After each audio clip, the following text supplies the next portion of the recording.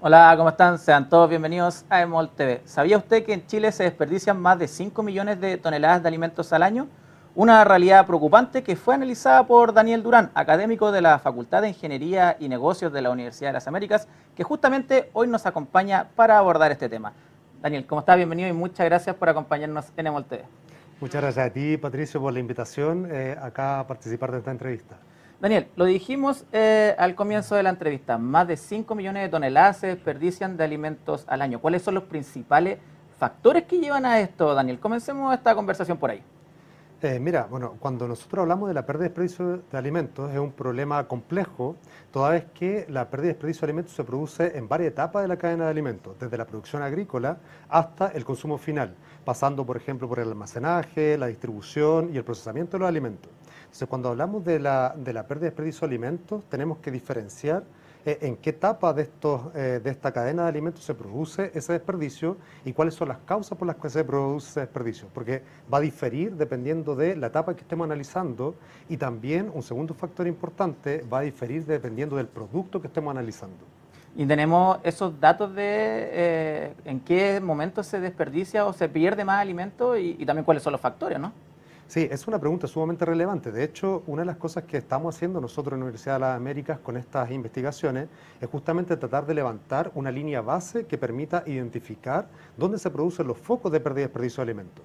El año pasado nosotros publicamos 3 artículos relacionados con esta temática. El primero de ellos era una estimación general de la pérdida y desperdicio de alimentos que se produce en toda la cadena de alimenticia y esa investigación arrojó que los alimentos se pierden principalmente en los extremos de la cadena, es decir, en la producción agrícola y también en la etapa de consumo. Las razones son variadas, pero a grandes rasgos te podría decir que nosotros perdemos harta fruta porque somos exportadores netos de fruta, entonces por el volumen que producimos se genera un volumen de desperdicio de alimentos importante. Y ya luego si nos desplazamos hacia el final de la cadena de alimentos, nosotros publicamos 2 artículos relacionados con el desperdicio que se produce en restaurantes y cafeterías de instituciones de educación superior, y ahí se produce por, básicamente, a muy grandes rasgos, problemas de consumidor, comportamiento del consumidor, dificultad en estimar la demanda de alimentos que se van a consumir, y también por distintos tipos de fecha de caducidad de los alimentos. O sea, en las dos, claro, como lo dice Daniel, en las dos etapas, en esta se pierde la mayor cantidad de alimentos. ¿Cuáles son las consecuencias que puede generar, me imagino, no solo al medio ambiente, sino también a la sociedad, tanto también en lo económico? ¿Cuáles son las consecuencias que vemos de esto, Daniel?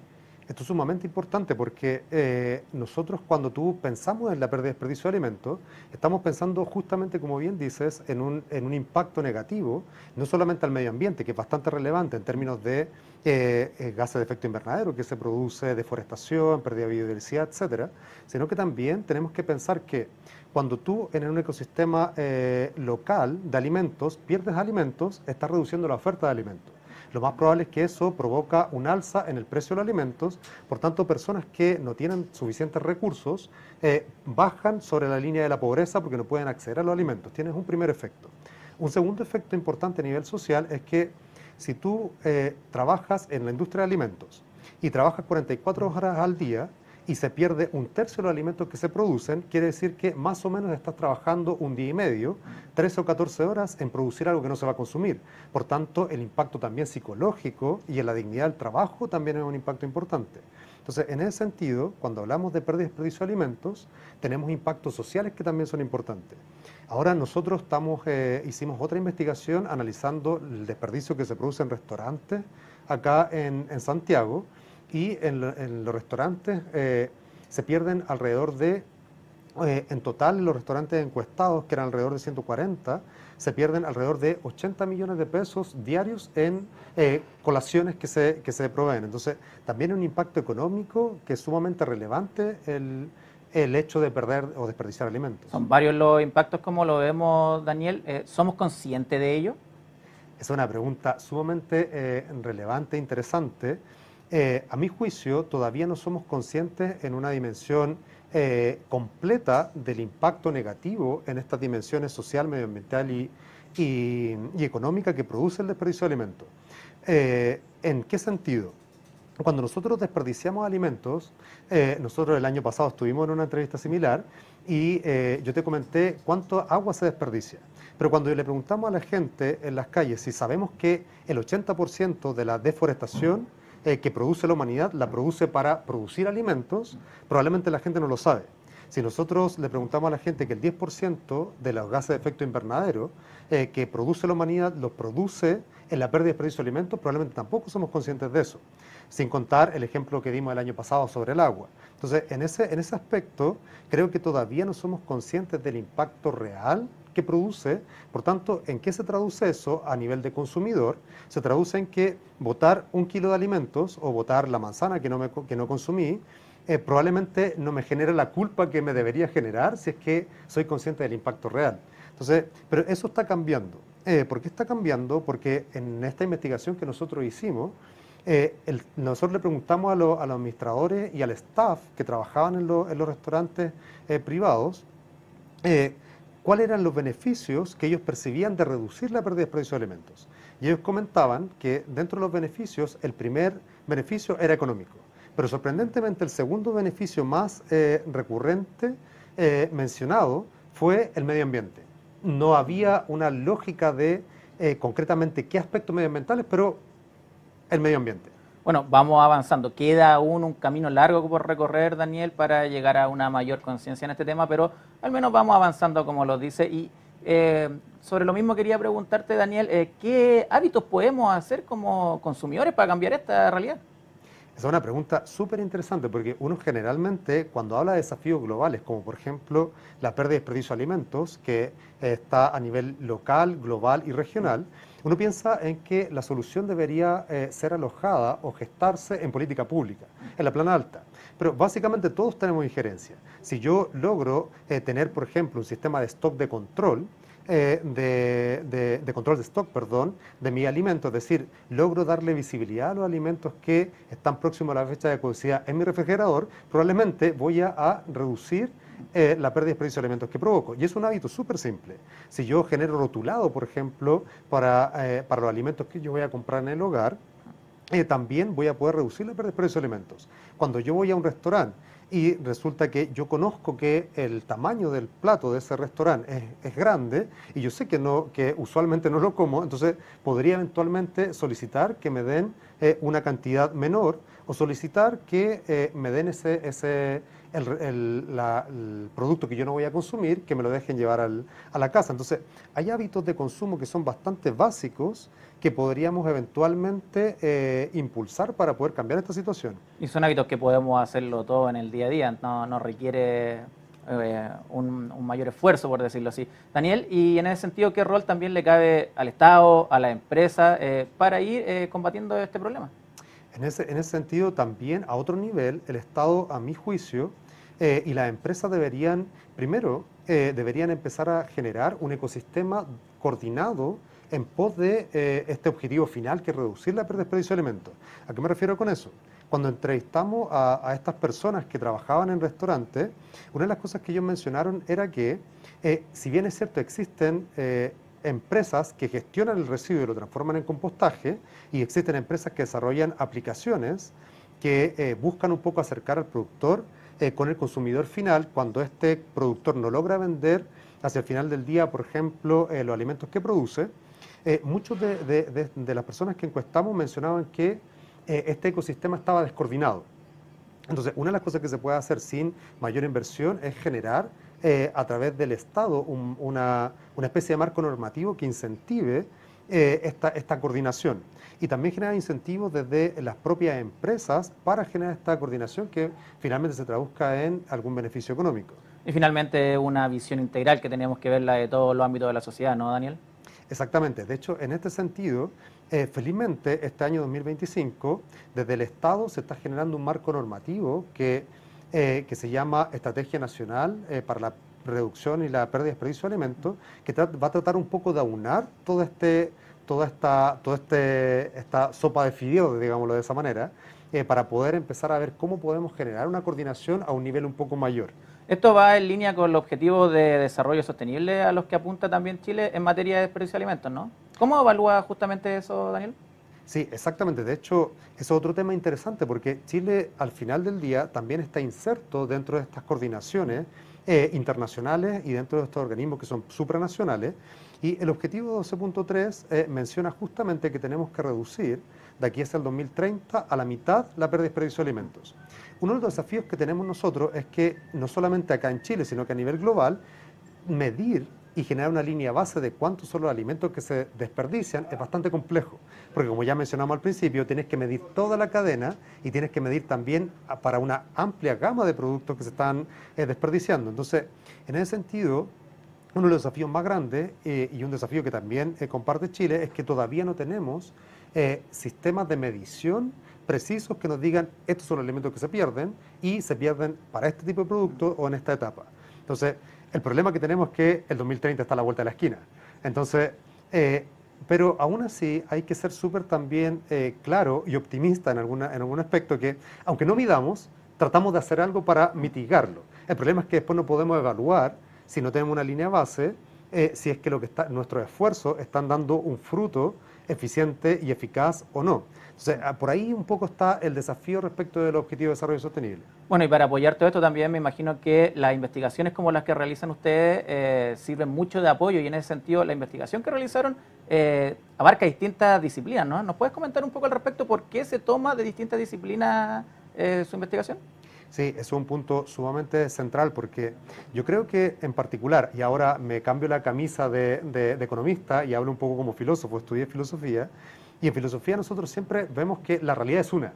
Aunque nosotros la queramos parcelar para poder comprenderla a nivel racional, la realidad sigue siendo la misma. Entonces, cuando nosotros hablamos del desperdicio de alimentos, estamos pensando, como habíamos mencionado, en este impacto negativo, en la psicología del trabajador, en la nutrición que impacta no consumir alimentos que se están desperdiciando.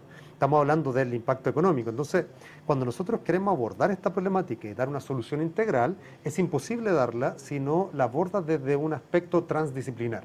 Entonces, desde ahí creo que la lógica de empezar a hacer análisis que cada vez vayan integrando más disciplinas que te permiten un poco ver una mirada holística, porque puede pasarte que soluciona el problema en una dimensión, pero esa dimensión te causa un problema en otra.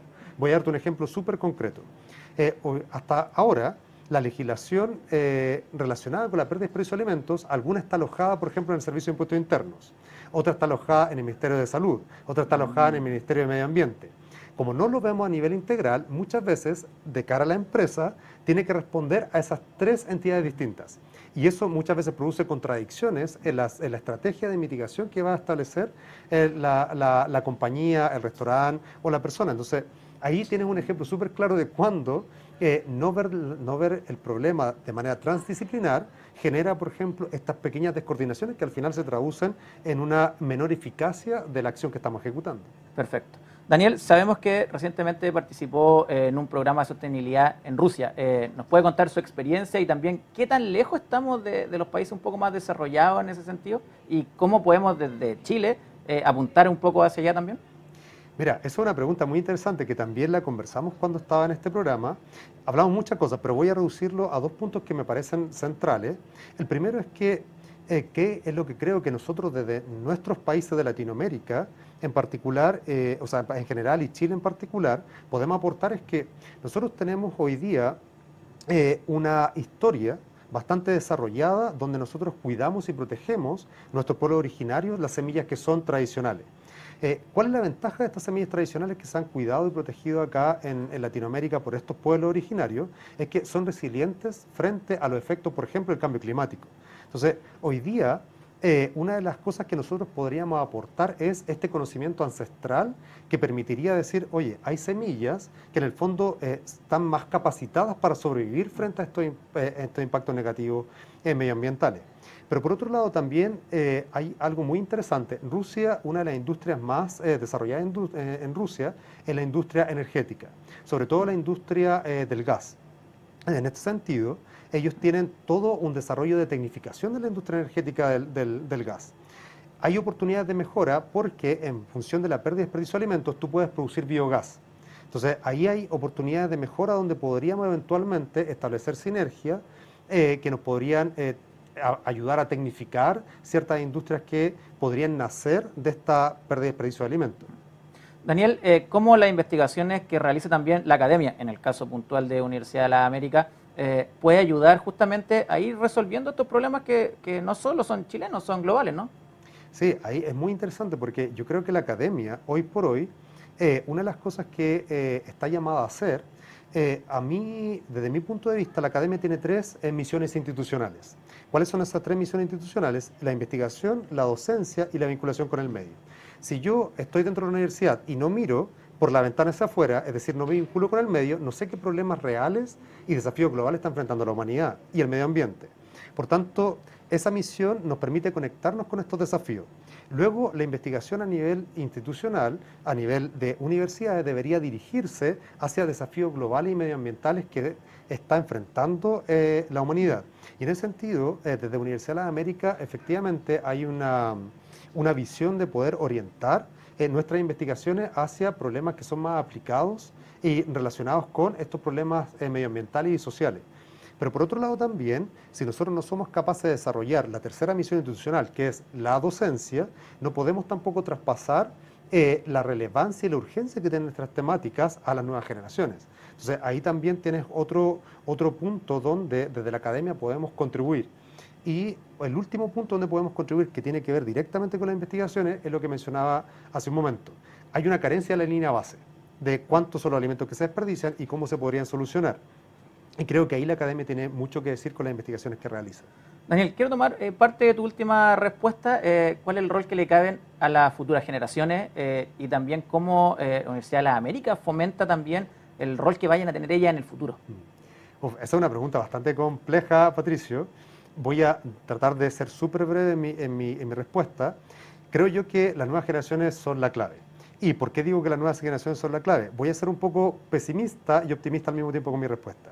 La parte pesimista es que tenemos un mundo que tiene 50 billones de toneladas de plástico en el mar, que en los últimos 50 años ha desaparecido más o menos el 70% de la biodiversidad del planeta.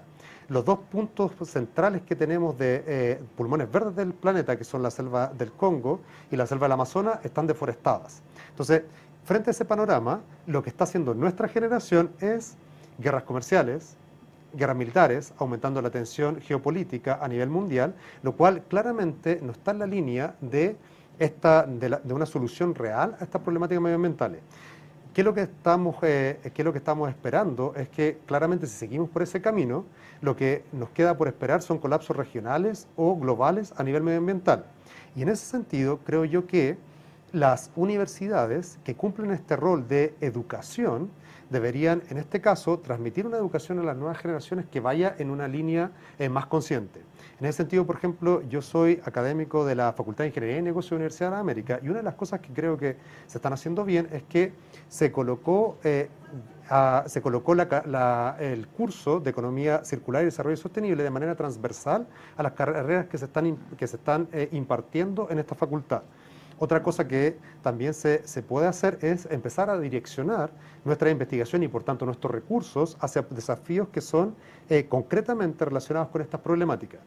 ¿Y por qué creo que ahora viene la parte optimista de la respuesta? Es que yo creo que las nuevas generaciones cada vez más están empezando a tener un sentido más orgánico entre la sociedad y con la naturaleza. El problema es que tienen que buscar su espacio para poder generar y transformarse en tomadores de decisión y poder colocar en esta figura de decisión pública estas nuevas visiones. Y ahí es donde creo que ellos tienen un rol central. Ahora, si van a poder hacerlo, ese es un desafío que tienen que resolver. Vamos a estar atentos sin duda al desafío de las nuevas generaciones. Daniel, se nos acaba el tiempo, pero quiero darte un espacio también para hacer algunas reflexiones finales de este tema que hemos estado conversando y quizás también alguna invitación. La cámara es tuya, Daniel. Bueno, yo la verdad es que me gustaría hacer un llamado a invertir una ecuación que yo vengo pensando hace mucho tiempo, que es que hoy día básicamente los seres humanos nos dedicamos a hacer mucho para poder tener mucho y luego ¿qué es lo que hacemos con tener mucho? Tenemos que empezar a pensar si es lo que queremos ser. Pero como no queda tiempo para poder ser, porque después de hacer todo el día, trabajar todo el día, no tenemos tiempo para hacer, ¿qué es lo que está pasando? Al final terminamos siendo solamente productores y consumidores de alimentos que son de manera un poco inconsciente, a nivel social y medioambiental. en circunstancias que si invertimos la ecuación, es decir, pensamos primero lo que queremos ser, deberíamos tener claro lo que necesitamos tener para poder ser eso que queremos ser. Y si tenemos claro eso, vamos a probablemente decir, tengo claro entonces lo que necesito hacer para poder tener eso que quiero, que necesito tener para poder ser. Si invertimos esa ecuación, lo más probable es que en términos de la pérdida y desperdicio de alimentos, yo tenga tiempo para elaborar unos alimentos para una persona que me importa, porque yo quiero ser esa persona que quiere compartir los alimentos con las personas que yo amo, y probablemente ni esa persona que invita a mi hogar, y ni yo que produje esos alimentos voy a querer desperdiciarlo. Esa sería mi invitación hacia la nueva generación y hacia la sociedad en general. Daniel Durán, académico de la Facultad de Ingeniería y Negocios de Universidad de las Américas, muchas gracias por acompañarnos en esta entrevista. Muchas gracias a ti por la invitación, Patricio.